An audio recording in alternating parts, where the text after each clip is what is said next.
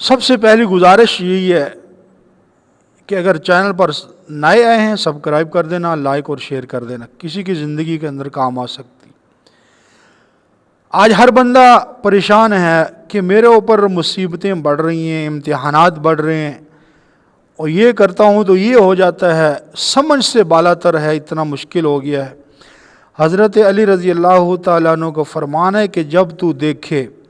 کہ تیرے اوپر مشکلات بڑھ رہی ہیں، پریشانیاں بڑھ رہی ہیں،